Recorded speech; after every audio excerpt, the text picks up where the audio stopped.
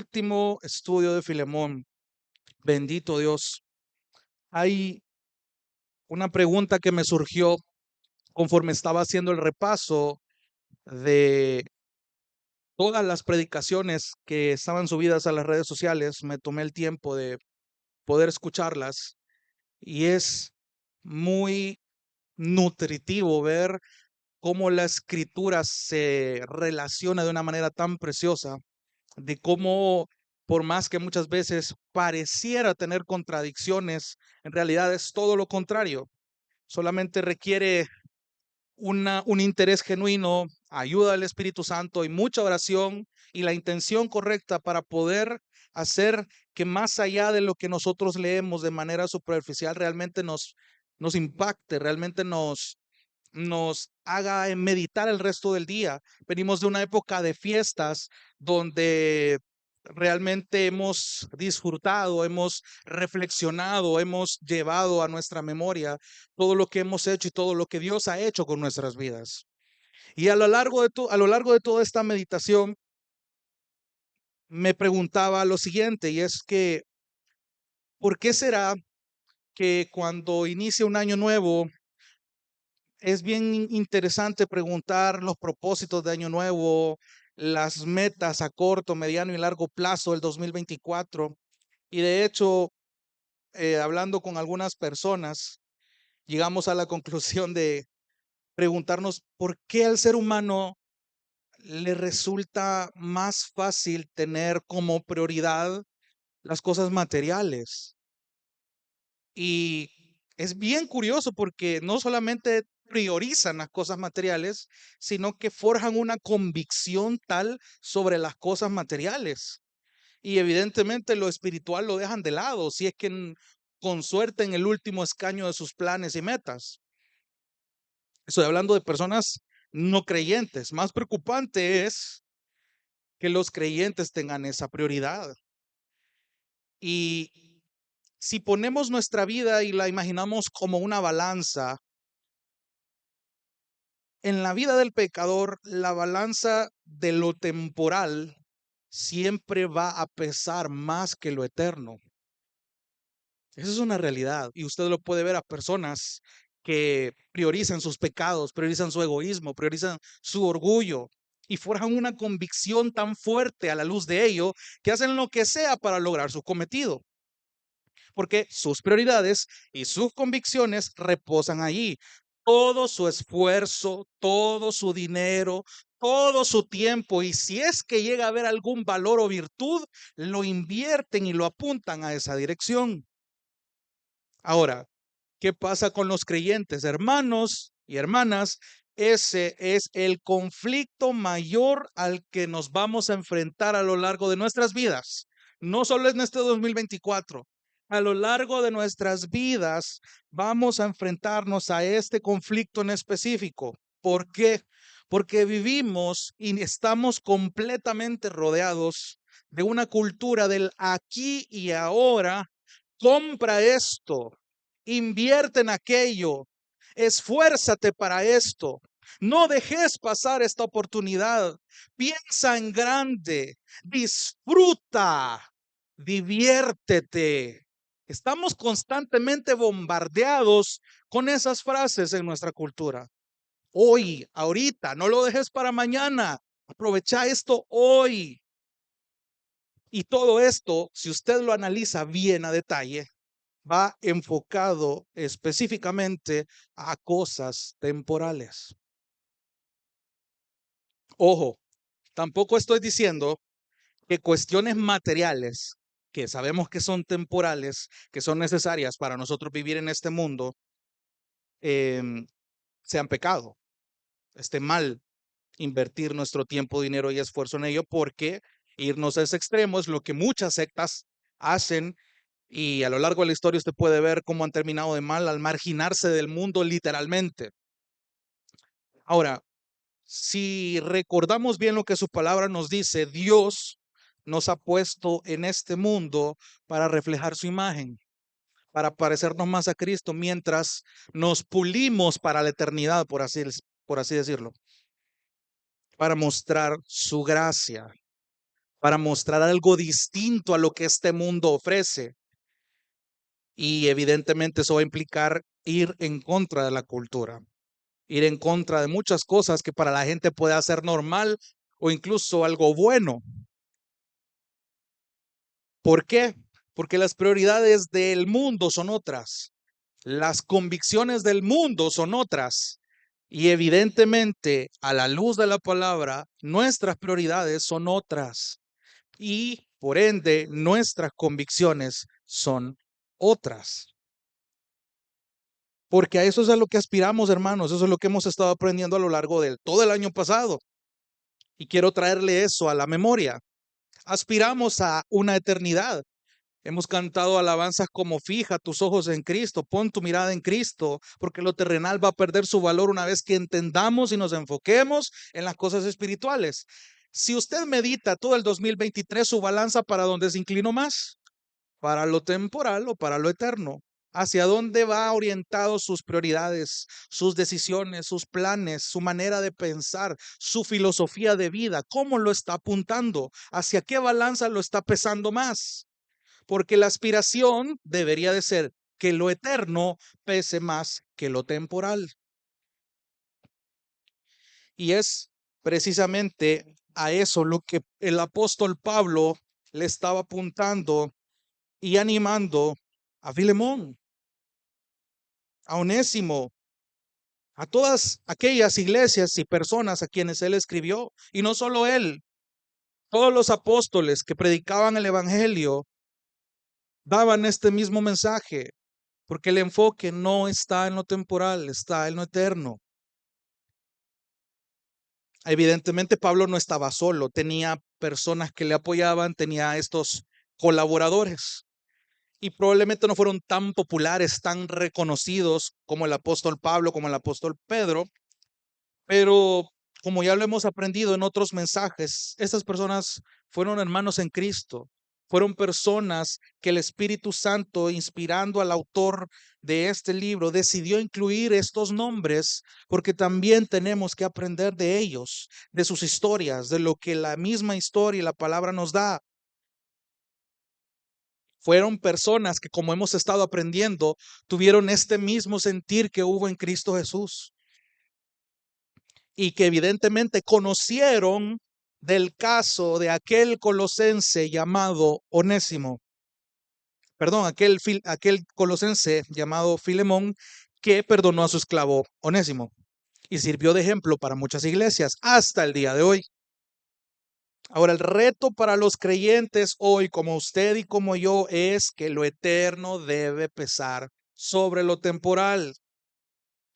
Y en este contexto de relaciones dentro de la iglesia, resolución de conflictos, perdonando en lugar de resentirnos, todo ese contexto, tanto dentro de la iglesia como incluso afuera de ella, el valor sobre lo espiritual una vez más debe pesar más que el valor de lo material. Quiero que se lo grabe muy bien, porque es algo con lo que va a ser muy desafiado, por lo menos este 2024. Entonces, quiero que vea que en estos tres simples versículos, aparentemente, Dios nos está mostrando cómo la gracia debe estar continuamente presente en nuestras mentes. De hecho, he titulado este mensaje teniendo en cuenta esta gracia. Ahora, ¿de qué manera es que Dios nos está mostrando cómo es que su gracia debe estar continuamente presente? Entonces, quiero que veamos solamente tres formas, tres maneras. Pero antes de ello, quiero ponerle rapidito en contexto de todo lo que hemos estado viendo desde la última vez. Y en el sermón pasado estudiábamos solamente los versículos 21 y 22, que prácticamente era el comienzo de la parte final de la despedida de la carta de Pablo a Filemón. Entonces, veíamos la importancia de las evidencias del mismo sentir que hubo en Cristo que se mostraban en nosotros y vimos tres evidencias y veíamos la última vez que la primera evidencia era la confianza. ¿Por qué decíamos la confianza? Porque afirmar que ahora en Cristo yo puedo confiar en mi hermano y en mi hermana es porque mi convicción no estaba meramente en los méritos de mi prójimo, sino en la obra del Espíritu Santo en esta persona. Vimos cómo Pablo usa este juego de palabras de yo confío en ustedes, en el Señor, en que van a obedecer esta exhortación. Vimos la confianza de Pablo, a qué se estaba refiriendo él cuando hacía este juego de palabras y en Filemón lo vuelve a usar. Vimos que la segunda evidencia era la oración. Vimos a Pablo tomando en cuenta las oraciones de los hermanos para que en la voluntad de Dios él fuera liberado de la prisión en la que se encontraba. Y aprendíamos que la oración era algo bien importante para nuestra relación como hermanos, lo decíamos, nuestro mismo sentir, porque mi oración veíamos que debe comunicar el anhelo, pero no cualquier anhelo, sino el anhelo de que mi hermano y hermana en Cristo puedan crecer en cualquier circunstancia que Dios orqueste para su vida. Y en tercer lugar, vimos el perdón, que también era una de las evidencias, y no solamente eso, sino el tema central de la carta. Y de hecho vimos algunas realidades que, si Dios me lo permite, quiero profundizar más adelante. Y entonces así es como llegamos a la última sección de la carta de Filemón, donde en los versículos 23 al 25, Pablo se está despidiendo con unas breves pero interesantes palabras y empieza a nombrar a colaboradores suyos, a quienes ya hemos nombrado y hemos visto en estudios anteriores, pero que vale la pena volver a recapitular cuáles son sus historias y qué importancia pueden enseñarnos a lo largo de lo que hemos aprendido en Filemón. Ahora, hemos visto que Colosenses es como la historia general que ya estudiamos y Filemón es como una historia dentro de la historia de la iglesia en Colosenses, debido a que toda la iglesia en Colosas se congregaba en la casa de Filemón. Filemón como terrateniente era alguien con buena condición económica y evidentemente tenía una gran casa para almacenar, por así decirlo, para ser anfitrión de esta iglesia y atender a los hermanos. Era un deseo muy genuino. Vemos que Pablo está diciendo, Filemón, tengo el testimonio tuyo de que tu amor ha confortado los corazones de los santos. Me alegro y me gozo genuinamente en ello. Ya sabe usted el resto de la historia, lo hemos estado aprendiendo a lo largo de ello. Y cuando en el versículo 23 llegamos a esta despedida, este saludo, vuelve a nombrar a personas que ya vimos en la última parte de la carta a los colosenses.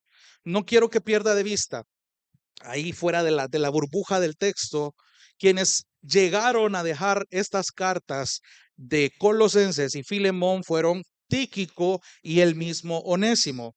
Estos dos hombres llegaron por instrucción de Pablo desde Roma con un trajín de 2 meses a pie hasta llegar a Colosas.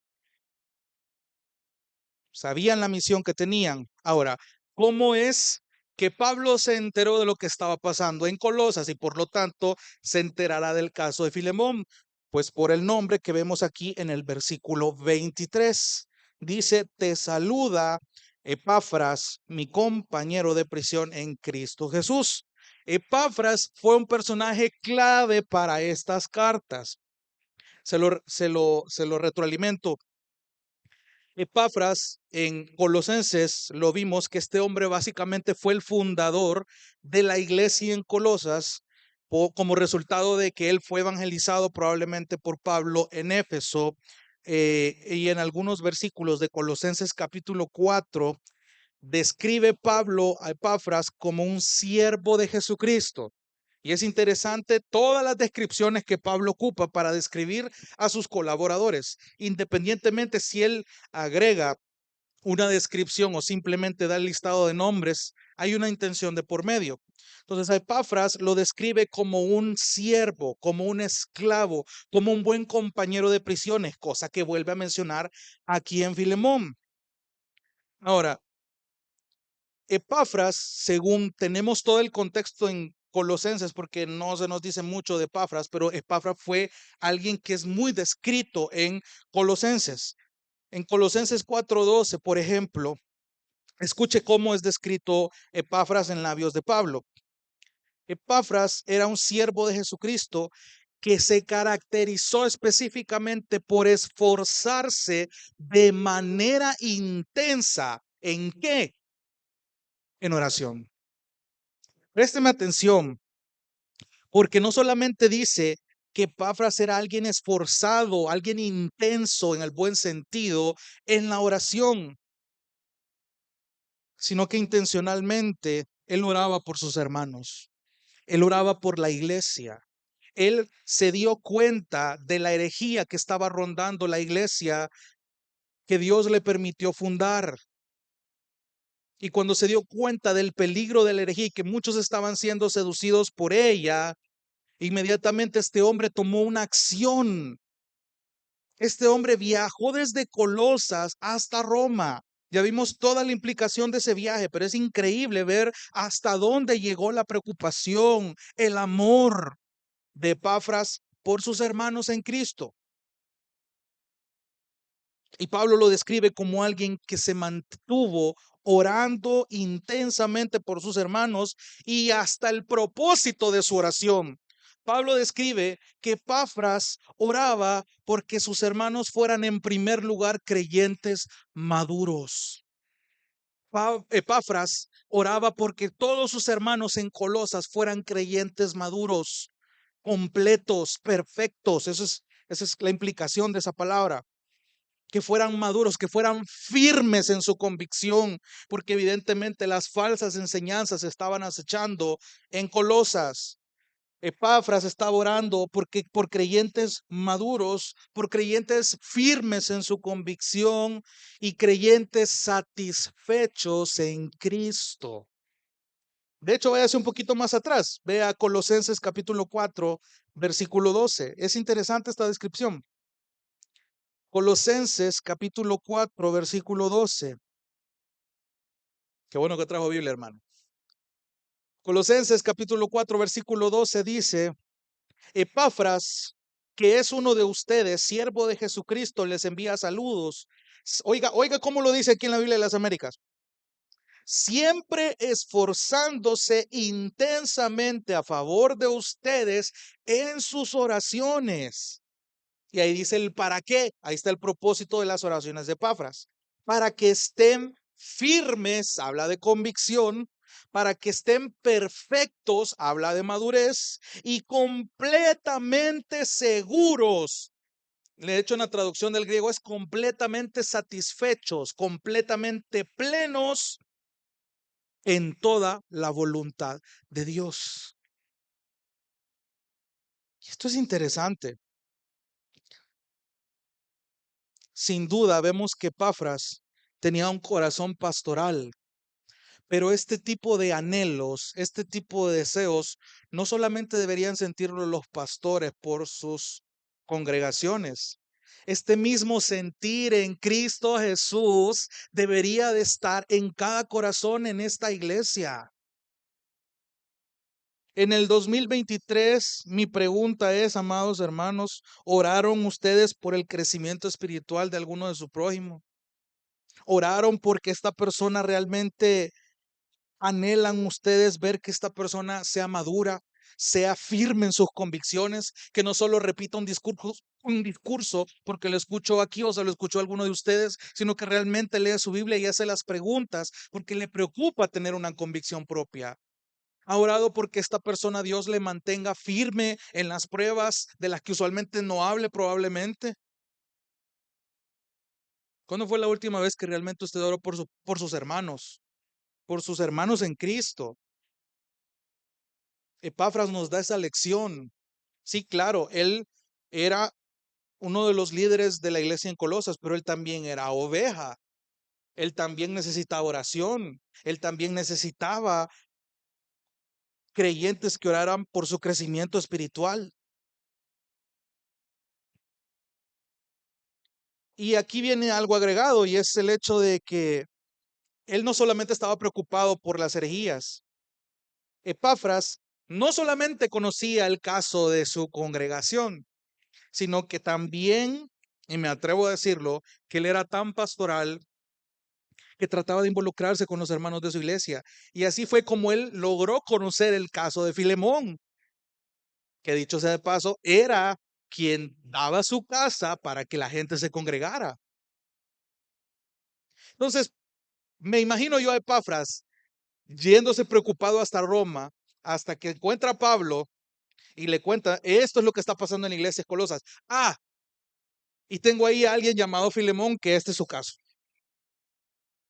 Sí, imagínate lo pendiente que estaba este hermano. Ojo, de nuevo, esto no es algo que meramente, solamente le corresponde a los pastores.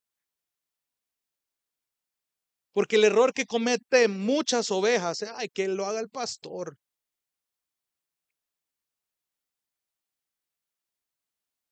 Entonces, parte de que usted y yo crezcamos espiritualmente, hermano, es saber que hay cargas compartidas y hay cargas que Dios ha designado específicamente a ciertas personas en la iglesia. Encontrar el discernimiento para saber cuál es el detalle. Mire a Epafras. Y lo hemos mencionado anteriormente, hermano. Epafras pudo haber simplemente velado por su pellejo, por su propio interés, pero él estaba en ese mismo sentir. Y a eso quiero llegar con el primer punto. ¿De qué manera usted ve la gracia presente siempre en la vida cotidiana? Bueno, número uno, valorando más la comunión que mi egoísmo. Cuando usted y yo valoramos más la comunión por encima de nuestro egoísmo, eso es una muestra de gracia. Eso implica que usted tiene presente la gracia que ha recibido de parte de Dios. Implica que usted no solamente se queda aquí, sino que tiene que demostrar esa gracia a través de que usted se relacione con los hermanos, de que usted soporte a los hermanos, de que usted tenga paciencia con los hermanos, que usted perdone a los hermanos y que ame a los hermanos. Ya lo hemos estudiado, pero de nuevo, y vamos a leer ese texto. Pablo era de los que estaba de acuerdo en repetir enseñanzas porque al pecador se le olvidan. Aunque usted diga que hace, lo sabe. Pero bendito Dios por las retroalimentaciones que Él nos da, sobre todo en la zona de práctica, cuando realmente nos vienen las aflicciones, lo que aparentemente sabemos y el Señor lo trae a la memoria. Ah, hoy lo entiendo realmente. Ahora, volviendo al caso de Epafras, él consideró realmente lo que ya vimos en Filipenses 2 la vez pasada, cuando Epafras realmente mostró considerar los intereses de sus hermanos más que el suyo. ¿Hasta dónde llegó su amor por los hermanos? Eso lo hizo moverse en acción por amor a que la iglesia se mantuviera unida, para que la comunión pudiera permanecer y que las falsas doctrinas no dividieran la iglesia de Colosas. ¿Por qué estoy enfocándome tanto en Colosas? Porque cuando esto trae un impacto, comienza a verse en casos cotidianos como el de Filemón. De hecho, Pablo, no solamente aquí en Colosenses, sino ahí en Filemón, lo llama mi compañero de prisiones. Bueno, en la Biblia de las Américas, en el versículo 23 de Filemón, le dice, te saluda Epafras, mi compañero de prisión. La Reina Valera solo dice compañero de prisiones en Cristo Jesús. Y aquí hay algo curioso que notar, fíjese, porque algunos historiadores comentan que en esos tiempos del apóstol Pablo, cuando habían personas que lo visitaban y querían quedarse con él, se les permitía que lo acompañaran con la condición de que accedieran a tener las mismas restricciones, con las restricciones de un prisionero. Y eso incluye guardia militar, raciones de comida, etcétera. De hecho, así se cree que Lucas y Timoteo estuvieron con él una buena parte de su ministerio. Y Epafras no fue la excepción. Hermano, mira qué ejemplo de gracia y de amor estaban mostrando estos hermanos.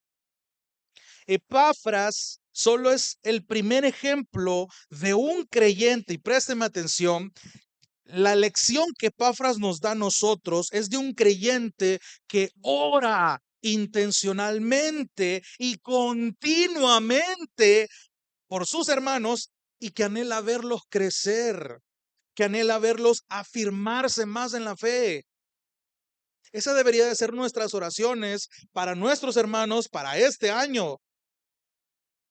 Hermano, yo no sé si usted ha sido testigo de eso, pero no tiene idea de lo precioso que es saber cómo vino alguien a la iglesia, ver que esta persona no tenía tal vez alguna intención de involucrarse, de relacionarse con los hermanos, de conocer acerca de la fe y empezar a orar por esta persona para que el Señor empiece a trabajar en su carácter, que orqueste circunstancias, que empiecen a pasar cosas que le hagan despertar y reaccionar a esta persona. Y luego de mucho tiempo, usted logra ver un fruto en esta persona. Y usted empieza a ver que no es ni la sombra de cómo llegó esta persona. Cuando usted siente esa satisfacción, no porque, porque yo he estado orando, es que el Señor me ha oído, no, no, no. Y vamos a hablar bien de eso. El hecho de que el Señor me permita que mi oración se acople a su voluntad para que mi hermano crezca y que yo vea el fruto de esas oraciones, eso me está diciendo que es una muestra de gracia. El Señor me permite deleitarme en cosas que a Él le glorifican. Más lleno del Espíritu Santo no puede estar una oración que cuando yo oro por el crecimiento de un hermano. Y un crecimiento espiritual por el hecho de que mi hermano le pese más la balanza para lo eterno que para lo temporal. Y esa es la lección que Epafras nos da. Esa es parte de cómo se evidencia, o es una de las maneras en las que tenemos en cuenta de forma continua y bien presente la gracia.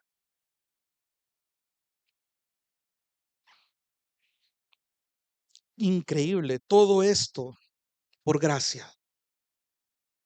Epafras, y claro está, Pablo mismo tuvo en cuenta esta gracia en prácticamente todos sus escritos. Y quiero mencionarle algunos, así que agarre bien su Biblia y vámonos a Romanos capítulo 12. Lo voy a poner a leer ya que subraye si trajo algo de preferencia. No solamente Pablo, no solamente Pedro, no solamente los escritores del Nuevo Testamento tenían en cuenta la gracia. Para motivo de este estudio, Pablo fue uno de los que más enfatizó esta gracia. El mismo Jesús habló de esta gracia en los evangelios. Lucas en sus escritos también, muy indirectamente.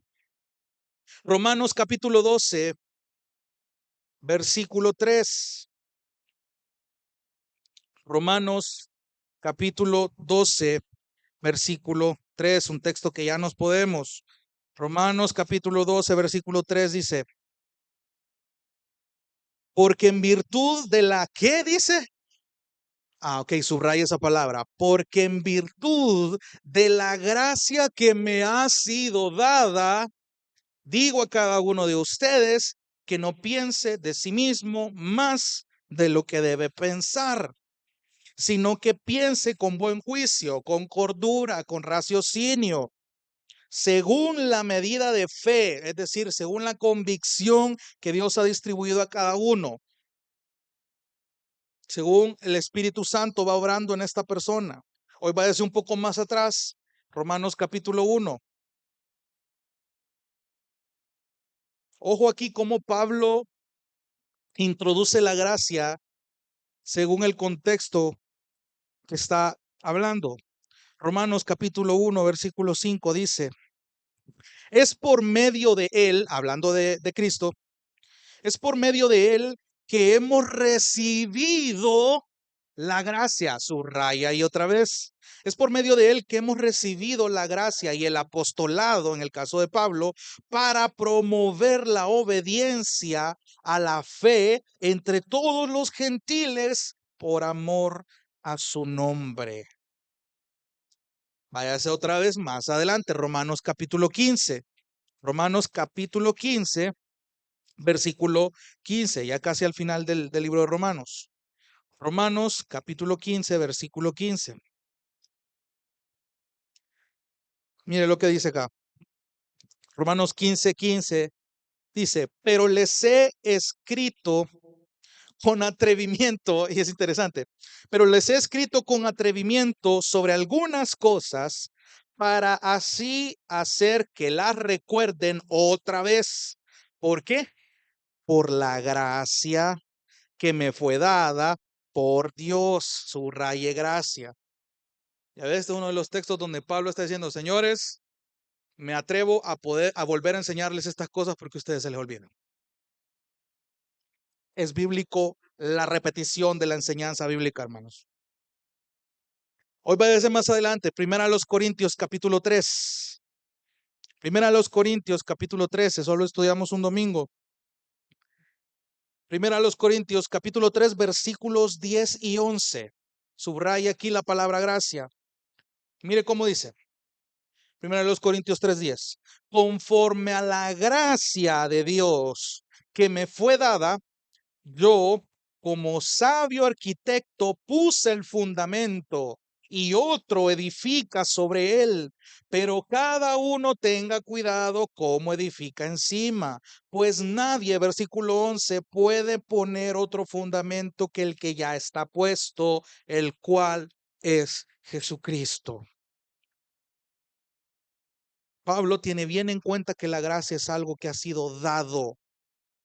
Váyase más adelante, primero a los Corintios capítulo 15. Quiero que vea qué enfático es Pablo. Primero a los Corintios capítulo 15, versículo 10. Me encanta este texto. Primero a los Corintios 15:10. Dice, pero por la gracia, subraye, por la gracia de Dios soy lo que soy.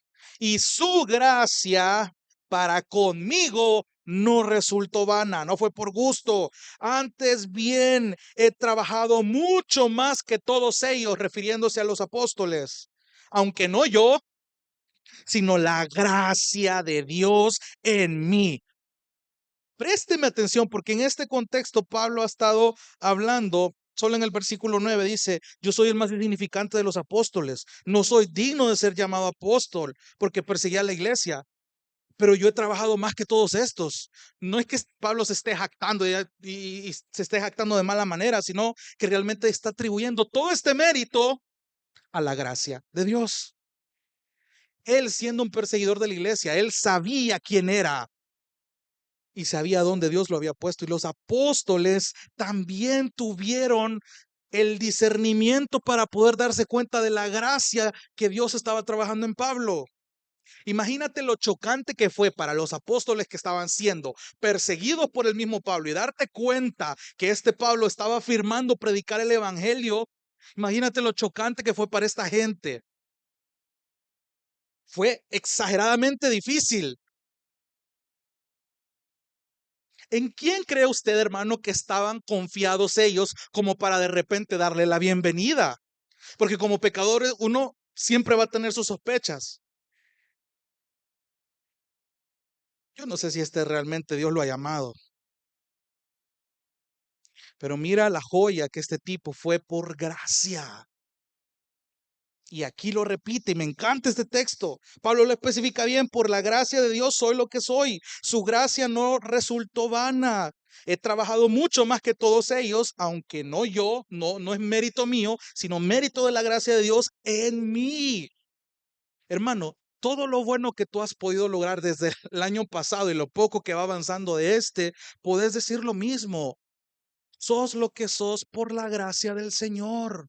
Todas aquellas virtudes, todo aquello que en tu balanza empieza a pesar hacia lo eterno, no es por tu mérito, es porque el Espíritu Santo está inclinando tu balanza a que lo eterno en tu vida pese más que lo temporal. Y gloria a Dios por ello. Deleítate en el Señor cuando estés viendo esos cambios, porque el Señor permite que tú te des cuenta de esos cambios, no para que, uy, ya estoy cambiando, qué chivo. Solo para que te deje un pulgar arriba vos mismo. Es para que tú glorifiques a Dios. Para que tú te deleites en las verdades que exaltan a Dios y que el Espíritu que habita en vos se inclina a exaltar a este Dios. ¿Por qué? Por la gracia de Él. Váyase a Gálatas capítulo 2, versículo 9, más adelante. Primera, segunda los Corintios, Gálatas. Gálatas capítulo 2, versículo 9. Y aquí es donde, aquí vamos a ver un poco de lo que le dije. ¿Cómo fue la reacción? ¿Cómo fue el shock de los apóstoles cuando se dieron cuenta de la gracia que habitaba ahora en Pablo? Gálatas 2:9. Gálatas 2:9 dice: al reconocer la gracia que se me había dado, Jacobo, Pedro y Juan, mire las joyitas, que eran considerados como columnas, nos dieron a mí y a Bernabé la diestra de compañerismo. ¿Para qué? Para que nosotros fuéramos a los gentiles y ellos a los de la circuncisión. Es decir, ellos iban a predicar a los judíos, mientras que el ministerio de predicarles a los que no eran judíos iba a delegarse a Pablo y a Bernabé. Esto solo lo pudo haber hecho el Espíritu Santo, más viniendo de pecadores tan desconfiados como Jacobo, como Pedro y como Juan. Huraños espirituales. Pero mira cómo la gracia se estaba mostrando. Hermano, la gracia aquí estaba dando más valor a la comunión de lo que la iglesia iba a hacer que a su propio egoísmo. Fácilmente ellos pudieron velar por su pellejo. No, no, no, no, no. Este nos andaba persiguiendo la semana pasada y hoy es que Jesús lo transformó. Está raro eso. Ha de ser otra estrategia para que este nos vaya a matar. ¿Usted cree que no le pudo haber pasado por la mente eso? Pero la gracia que esta gente recibió pudo discernir a que su valor fuera más por amor a Dios mismo y a por lo que Él iba a transformar que por sus propias sospechas pecaminosas.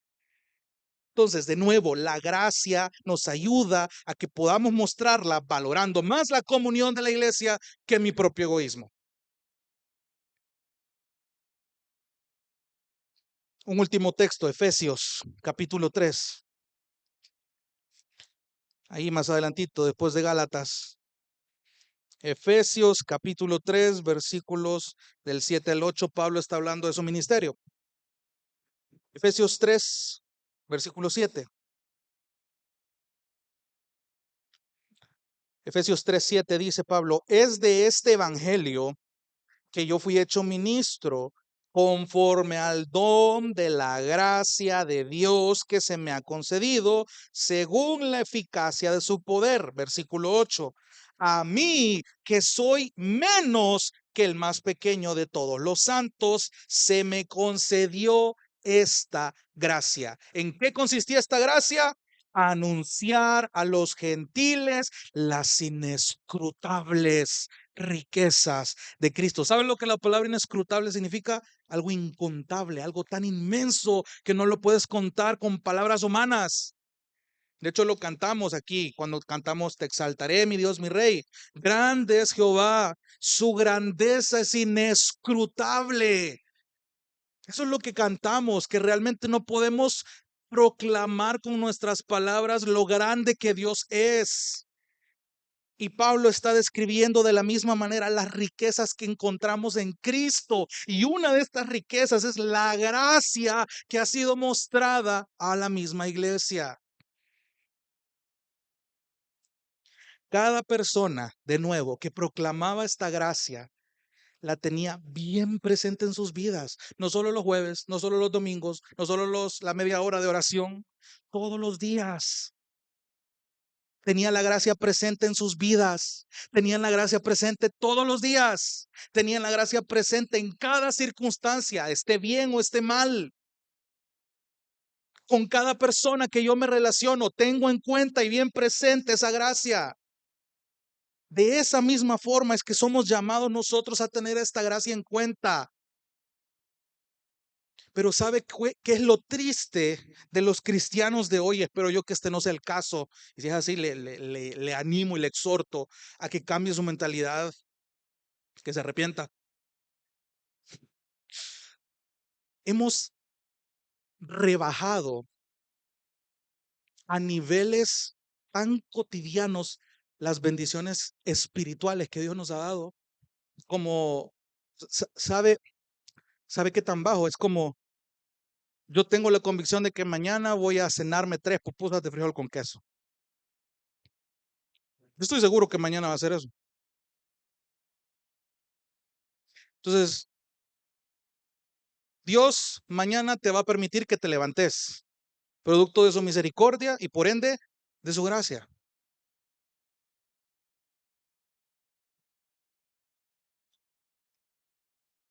Así, lo das por sentado. Si esto estuviera tan presente en tu vida, hermano, nomás te levantás, esto no fuera lo primero que vieras.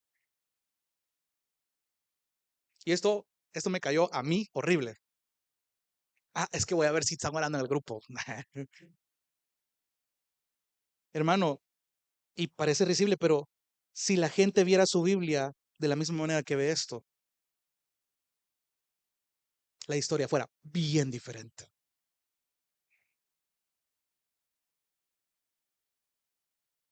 Imagínate a qué hemos reducido la gracia.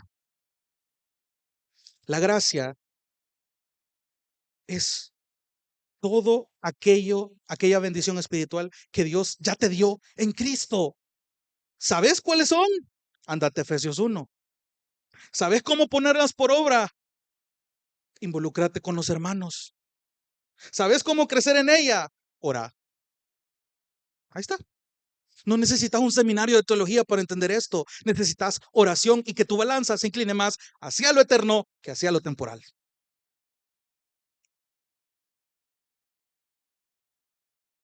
Este tipo de joyas espirituales no las dé por sentado. Estemos realmente conscientes, hermanos, de que esta gracia va a estar con nosotros, pero no para que usted minimice su valor, sino que aprenda a atesorarla conforme pasa el tiempo. Esta gracia va a durar, si Dios se lo permite, hasta que usted se muera. Y por gracia usted va a llegar al trono celestial y va a ver al que siempre anheló ver aquí en el mundo. Eso es gracia. Mire las múltiples formas en las que se muestra esta gracia. Esto es solo una de tantas. Cuando usted valora más la comunión que su egoísmo, es una de las tantas muestras de la multiforme gracia del Señor. Número 2, la gracia la muestro cuando estoy valorando más el perdón que mi resentimiento. Regrese a Filemón.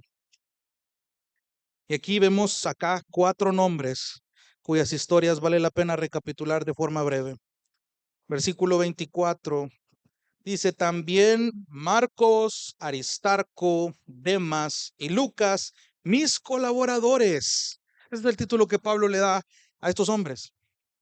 Brevemente, Aristarco, ¿qué aprendimos de Aristarco en Colosenses?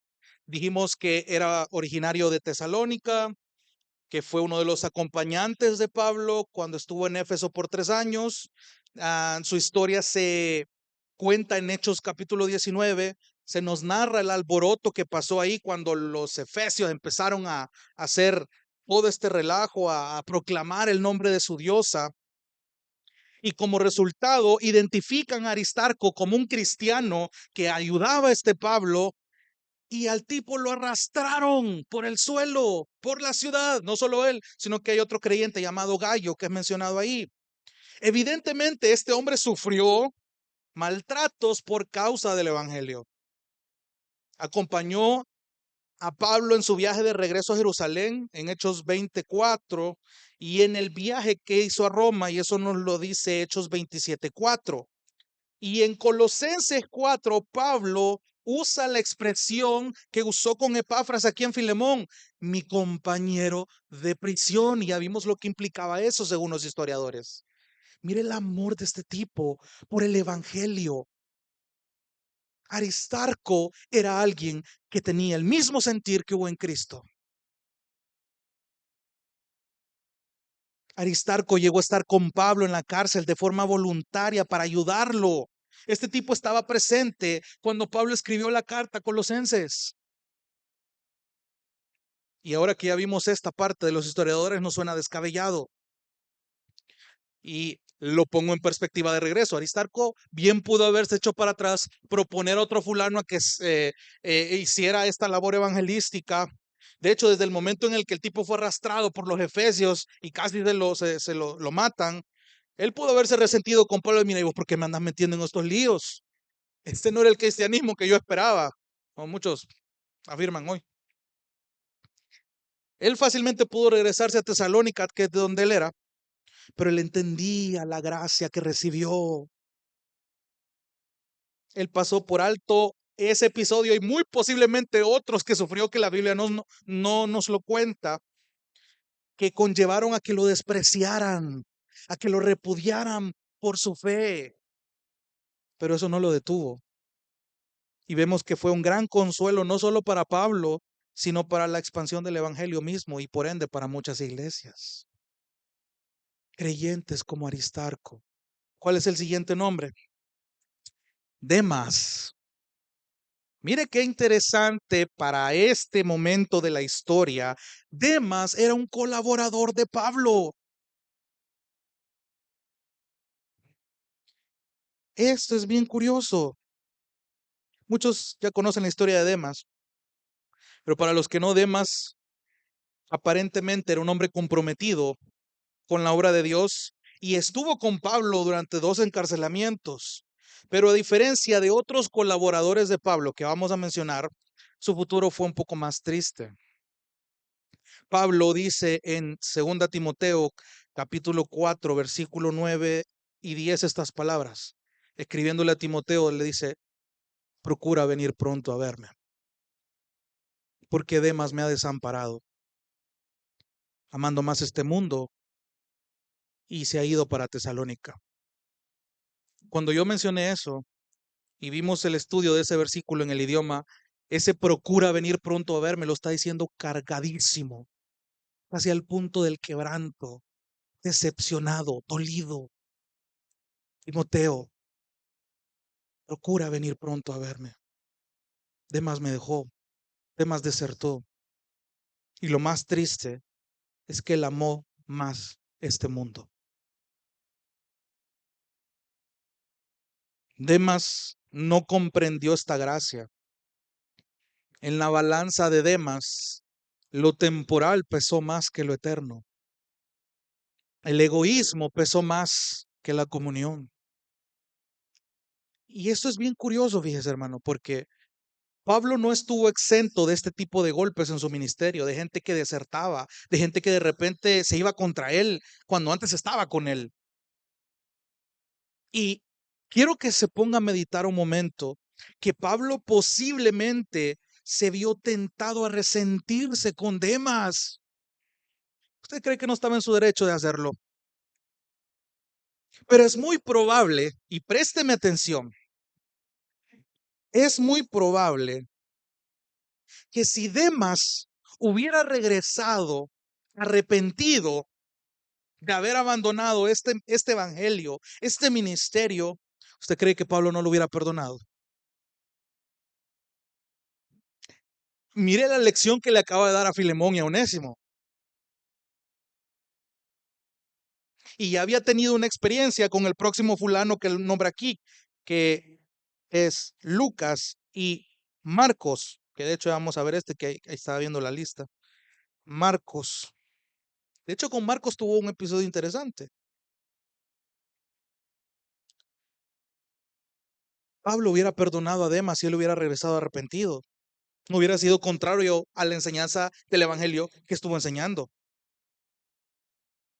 ¿Sabe por qué? Pablo se entristece en lugar de enojarse, que es muy diferente. ¿Sabe por qué? Porque entiende que tiene la gracia del Señor presente en su vida y en esa gracia no puede caber el rencor. Hermano, tener bien presente esa gracia te va a ayudar a que cuando te ofendan, tú no respondas como el mundo responde, pagando con la misma moneda, regresándose la peor, sino a tener el mismo sentir en Cristo. Muchos te van a llamar tonto porque te callas las cosas o te las tragas o simplemente las enfrentas, pero no de una manera que la gente espera, sino de una manera bíblica y en amor.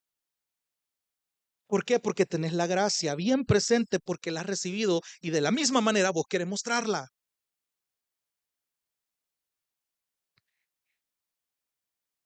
De nuevo, Pablo confiaba en que Dios lo estaba guiando y lo iba a cuidar para cumplir el propósito de Dios. Cuando Filemón se le escribió esto, Demas aún estaba con ellos. Hoy veamos el siguiente nombre que me salté, que era del versículo 24, Marcos. De Marcos es una historia también bien interesante. De Marcos o Juan Marcos, como es llamado en otros pasajes, y por razón del tiempo lo voy a resumir. La escritura describe a Juan Marcos como el sobrino de Bernabé, que es uno de los primeros acompañantes de Pablo cuando él empezó su ministerio. La mamá de Juan Marcos es mencionada en Hechos 12, en el episodio cuando encarcelan a Pedro y los creyentes se reúnen en la casa de la mamá de Juan Marcos para que Pedro fuera liberado de la cárcel. Pero ¿qué pasa con Juan Marcos? Bueno, algo pasa en Hechos 13, versículo 13, cuando Pablo y sus compañeros van a la ciudad de Perge en Panfilia. Y solo se nos dice que Juan Marcos abandonó a Pablo y a Bernabé y se regresó a Jerusalén. Y no se nos dicen las razones por las que él tomó tal decisión, pero claramente fue una deserción por el estudio de la palabra que vimos en esa ocasión.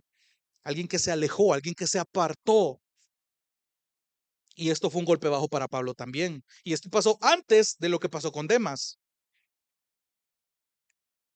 Y más adelante, en Hechos 15, Pablo tenía la intención de volver a visitar las iglesias que había plantado en su primer viaje para ver si estaban creciendo. Mira la relación, hermano.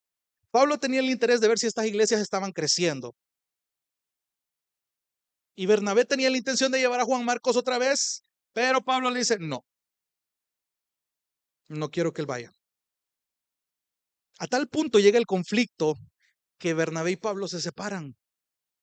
Ahora, mencionábamos que para un joven Juan Marcos en ese entonces, ¿usted cree que él no estuvo tentado a sentir rencor hacia Pablo por eso?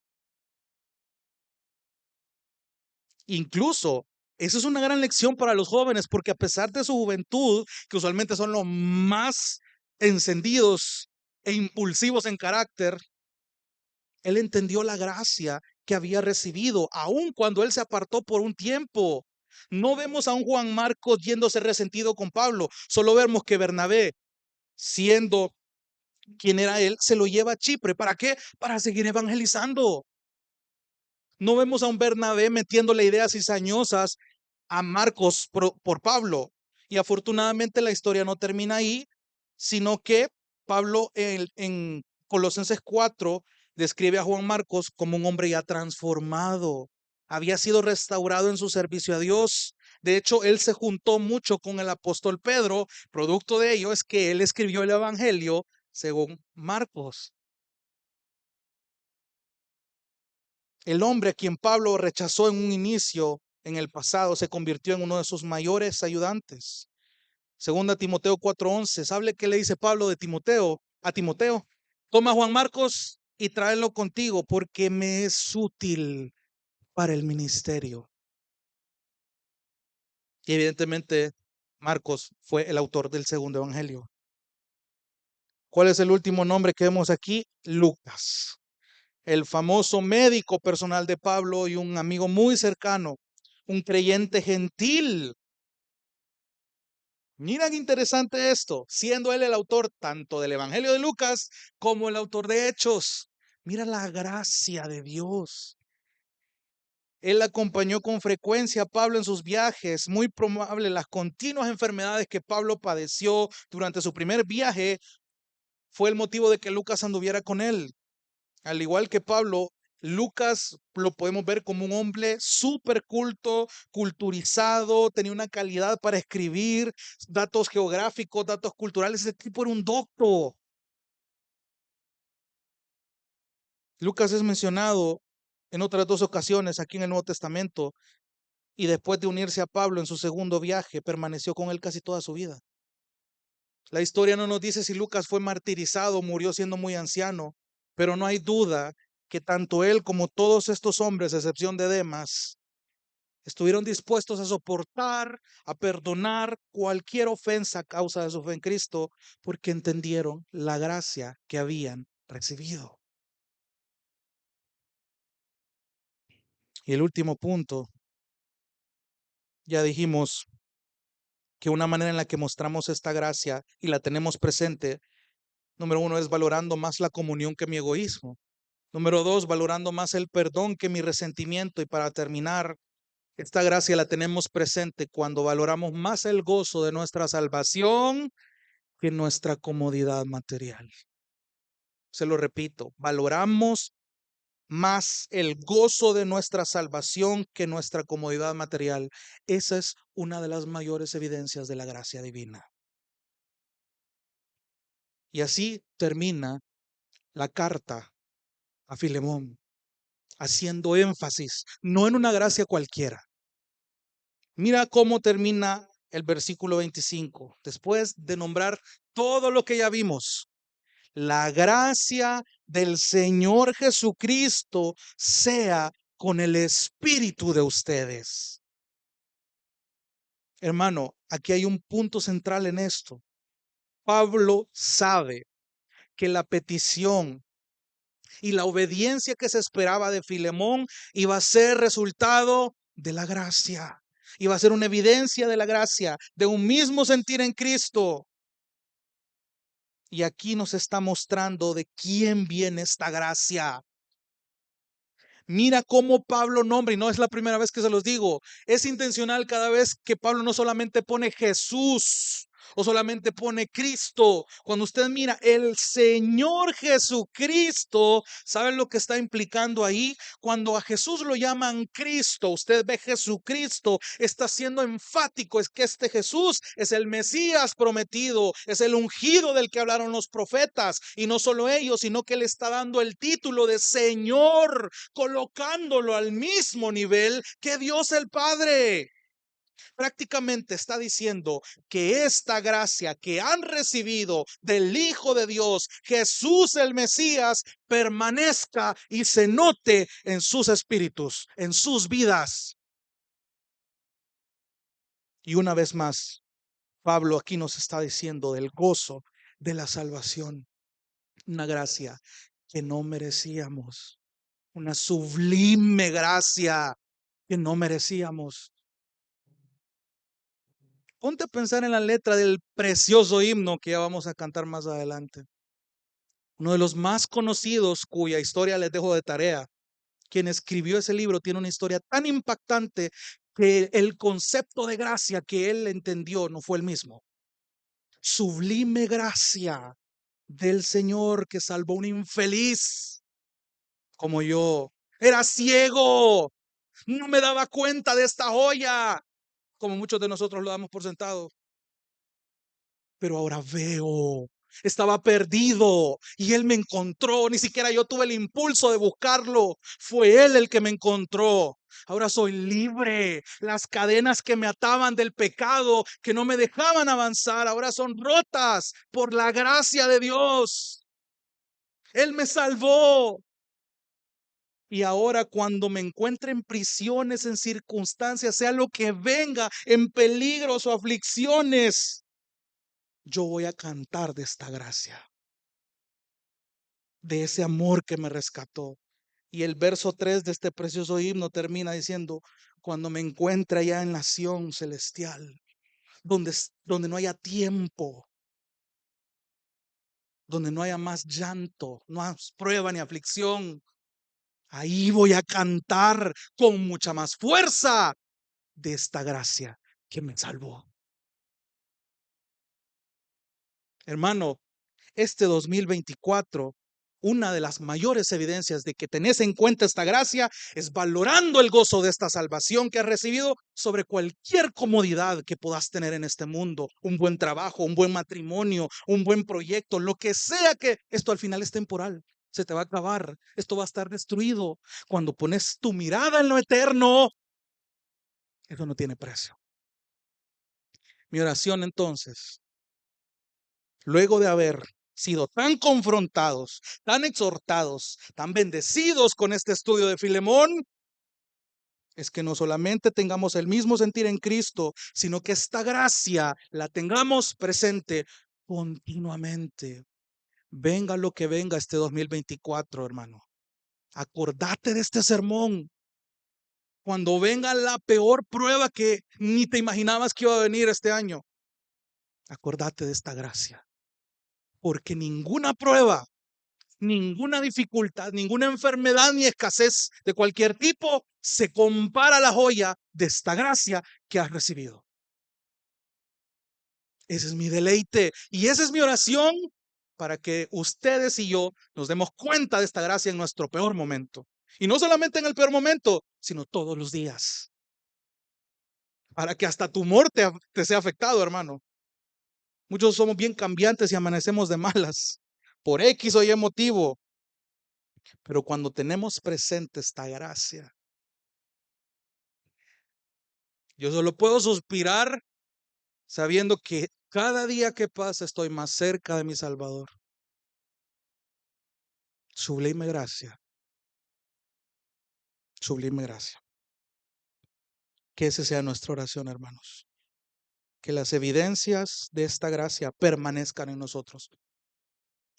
Entonces, permítame orar por ustedes y les encargo que oren por nosotros para que esta gracia nos haga perseverar hasta el final. Vamos a orar.